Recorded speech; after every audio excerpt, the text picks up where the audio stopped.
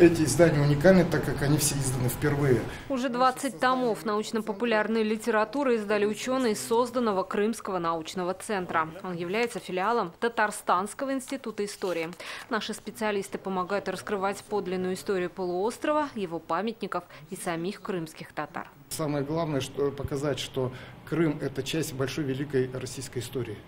И это осознание, оно приходит к людям, и это подтверждается всеми документами историческими и нашими научными трудами. Татарстанцы помогли обрести Крыму и его главный документ – Конституцию. При ее написании учли многие принципы основного закона нашей республики.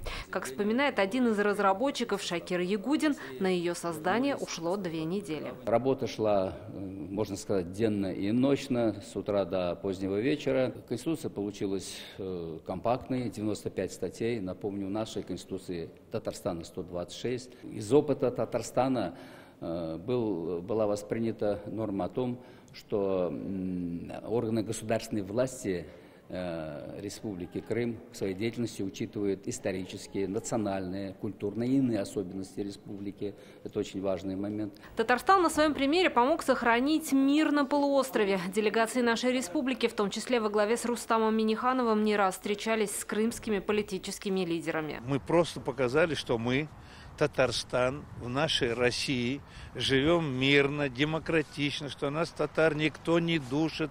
Мы учимся, мы работаем, мы любим, толерантные. Вот церковь стоит, вот мечеть стоит. Это разве плохо? Уже 5 лет Татарстан помогает готовить для Крыма управленческие кадры. В республике была запущена специальная программа. К нам приезжают учиться крымские студенты.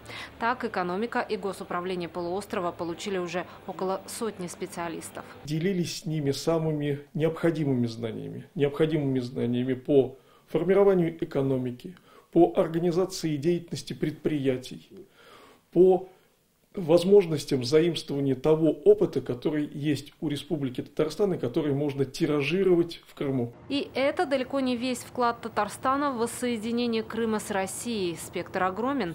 Это и нарастающий товарооборот, турпоток, культурный обмен и просто дружеские связи.